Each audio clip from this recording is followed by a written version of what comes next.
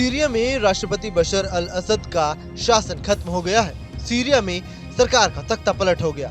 HTS विद्रोहियों ने राजधानी दमिश्क में घुसकर तख्ता पलट कर दिया। सीरियाई सरकार गिरने से असद परिवार के 50 साल के शासन का भी खात्मा हो गया। विद्रोहियों ने अचानक सरकार के कब्जे वाले क्षेत्र में हमला किया और 10 दिन में राजधानी में एंट्री कर ली। उधर विद्रोहियों के आते ही राष्ट्रपति असद देश छोड़कर भाग गए। असद के देश छोड़ने से कई तरह के दुनिया भर में सवाल खड़े हो रहे हैं। असद देश छोड़कर किसी अलग जगह पर गए हैं। असद विद्रोहियों के राजधानी में आने से पहले ही भाग गए थे।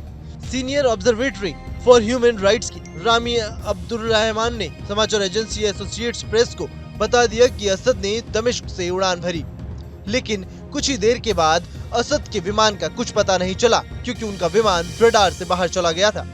असद के मुख्य समर्थक ईरान के सरकारी टेलीविजन ने बताया कि असद राजधानी छोड़ चुके हैं।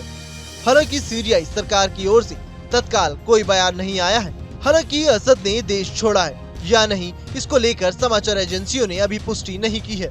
इससे असद के ठिकाने के बारे में रहस्य काफी गहराता जा रहा है। कई विरोधाभासी रिपोर्ट की माने तो असद रूस और जॉर्डन के लिए रवाना हुए हैं, लेकिन उनके विमान के रडार में न होने के बाद माना ये जा रहा है कि वो किसी गुप्त जगह में गए हैं। इसी के साथ असद के देश छोड़े जाने पर सीरिया के सरकारी मीडिया ने इसे अफवाह बताया और कहा कि दमिश्क में अपने कर्तव्यों का पालन कर रहे हैं।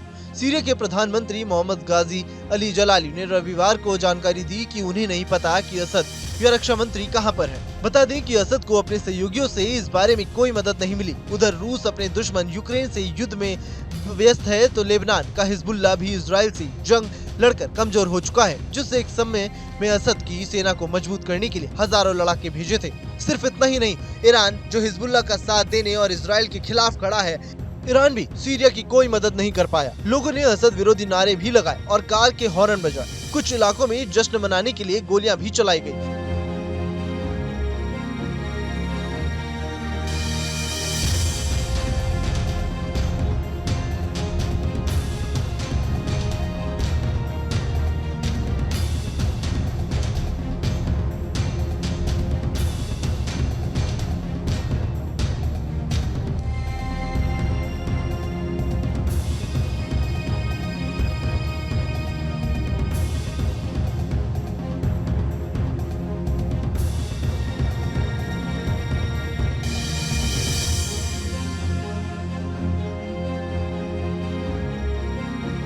न्यूज नेशन अब व्हाट्सएप पर खबरों की ताजा अपडेट के लिए न्यूज नेशन के इस QR कोड को स्कैन करें।